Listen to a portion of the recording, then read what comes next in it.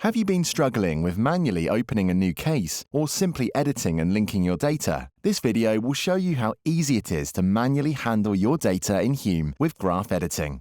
You can leverage our robust role-based access control system to determine which type of user can edit which data and the ability only to affect manually created data.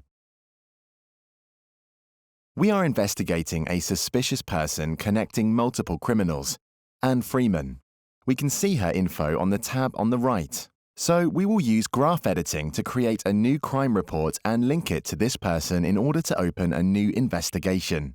We can simply right-click on the canvas and see the option to create any type of node that we can, depending on the class of nodes we select. We see the list of properties we must add. Stars are indicated in the mandatory fields. For the report, we added a date and short description. Then we see the node on the canvas and its properties, and we can, again, select and link it to the person we want through a simple right-click. We are mainly interested at the moment of the robberies in the area, so we can quickly select to filter out the crimes based on their type or any other property that would suit our needs. So, we will link Anne Freeman to this robbery. In case there are multiple types of relationships connecting two nodes, we can select the type from a drop-down menu.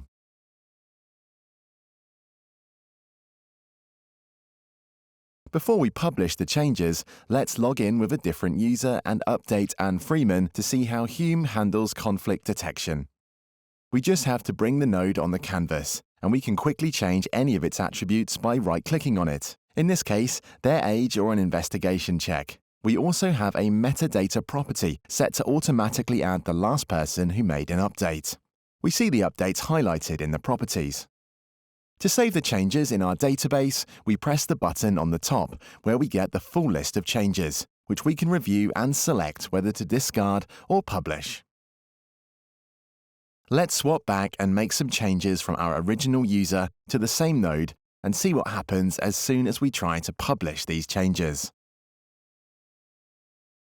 We see the review window mentions two conflicts in the update of Anne Freeman, specifically that the age and under investigation properties have been changed. We can select to update the changes to see the latest info on Anne Freeman, and then we can select to discard or publish them. Of course, in a similar manner, Hume handles unique constraints and prevents you from creating duplicates. So let's show you what happens when you try to create a second-person node with the same unique identifier NHS number.